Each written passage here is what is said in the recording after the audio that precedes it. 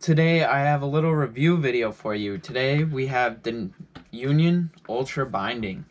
This thing is my favorite binding I've probably ever used, which isn't too many bindings. I've used like entry-level ride and K2 bindings. Um, I've ridden K2's more freestyle orientated binding.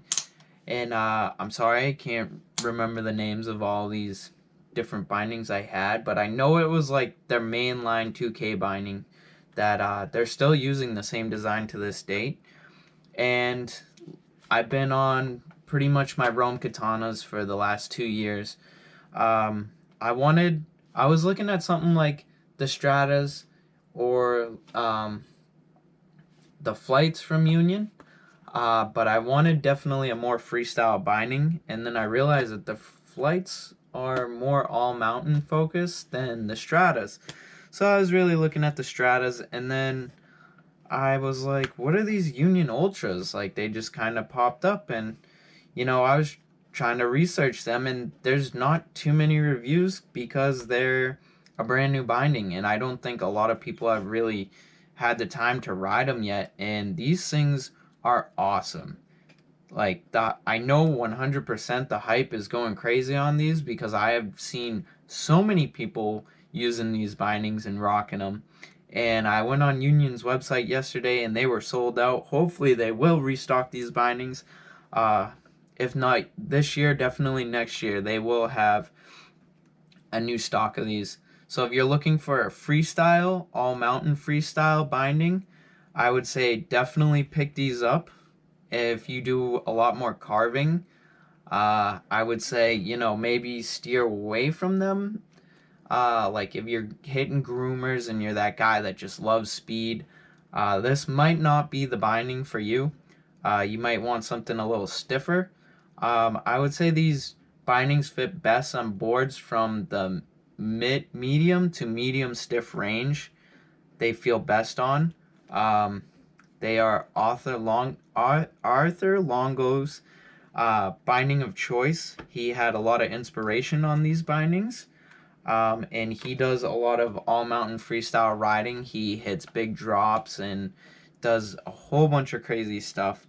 I would say that these bindings would feel pretty good on a powder board too, because they're very playful, very manipulative, very maneuverable. They have an ASIM heel cup, I believe. I could be wrong, but I believe they do. And they are very playful bindings. And they're very like performance driven. You get a lot of performance out of these bindings. You will feel the load and snap of your board with these, boy, will ya? It gives you a lot of board feel, but with more rebound back, I would say. More, it feels almost like there's suspension in the binding due to this rubber they use, whereas it's just you're feeling the board more. So you have less board feel, but more response, but less dampness, and also more response, I would say. So just a very, very responsive binding, but still feels good on impacts and everything. You do feel a little chop on these, riding through the choppier stuff. Like little bumps and stuff, you'll feel them underfoot. It's not, doesn't really, come back up your legs, and wrecks your day of riding and you're tired. I've always felt like more energetic on these, and sometimes I think I'm getting tired because these bindings are really kind of pushing me to feel like I'm riding harder. Um, Compared to the Rome katanas, I would say those are more suited for all mountain freestyle. If you want to, like, you still want to carve and go through powder and, still have that dampness and nice board feel. These I would say are definitely more of like you want to hit park, you want to hit big jumps, you want to do all this crazy stuff.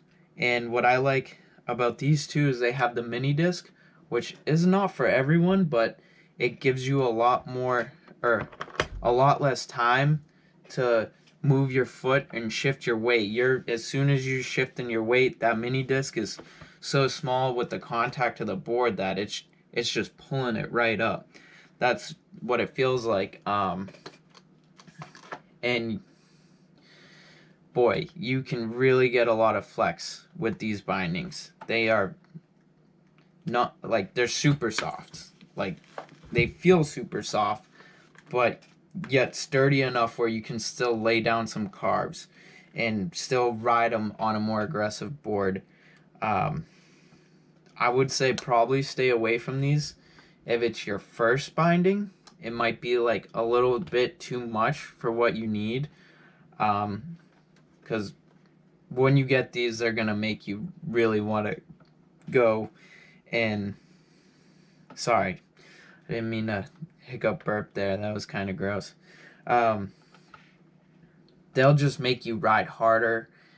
Maybe not so much faster, but you're gonna be really pushing in your carbs really aggressively. It felt like you're gonna just be wanting to bust 180s and spin around and do butters and a whole bunch of freestyle stuff. Like, if you just, you want, even if you don't do park, but you like to just like go over jumps and little side hits and whatnot, and bust out the occasional 180, like that's what I'm all about. And these bindings have just felt perfect for me.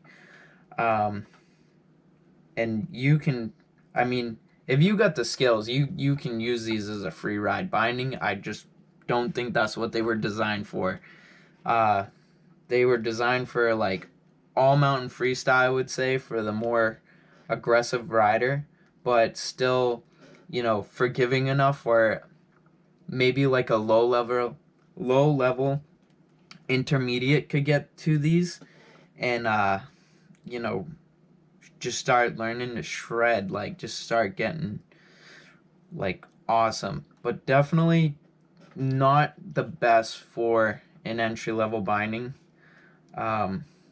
You'd probably want something more all mountain, and the price tag on these is about $300. So if you're looking at the Strata, and the Strata will give you more board feel. So if you like that feeling of board feel, and maybe a little bit stiffer, so if you do like, if you want to push the envelope and you want to do free riding a little bit more, go with the Strata. Like, if you just love doing freestyle, whether it's all mountain freestyle or like hitting huge drops, these babies, they'll do you right. So that's just my input on them, and I can just go over you with some tech on them in quick. The straps, standard, Union toe strap. They have this nice new heel strap with foam padding inside, and that material, that rubber that just molds right around your foot no matter what, and you feel locked in on these. Like, you don't need to crank them down to feel locked in. I actually have mine set up so like I can't crank them down too far. They pretty much go to there, and I can't do it anymore. And I'm like, well, I guess I'm good to go.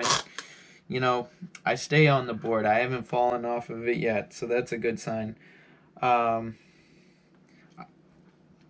There's this new heel cup. Not heel cup. God damn it, high back. It's actually the regular Union heel cup, standard. There's a new high back. It's got this shock absorber material in it that's throughout the binding, and it does have a lot of flex. And then this is all like a foam here, and that's where you get that nice, rebound and responsiveness from. It feels more elastic, I would say, with these. That, like, I don't think there's really a binding like this. I think this is, wicked innovative for snowboarding, and so many people are on these, and I think they're just gonna get better. I think this is gonna be like the new way that the direction of freestyle snowboarding is going, and snowboarding is going. Like, it is pretty crazy. As far as durability, I do have quite a bit of dings and scratches on here. These have probably around like 15 days of riding. But so far the longevity is holding up good. I do throw my board on the ground to get the snow off. Um, just because, I don't know. I just do. I don't recommend it because my friend did it and he chipped his top sheet. But he didn't throw with the right form. There's a technique to, throwing your board on the ground and not damaging it in the ways you don't want to.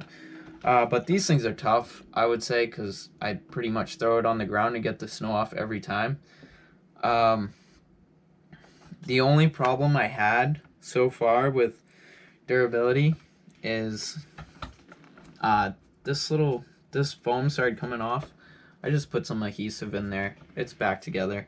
And then on the footbed, you got more of that nice foam, really, you can't feel the bottom of it. Where is it? Oh, it's on the ground, my bad.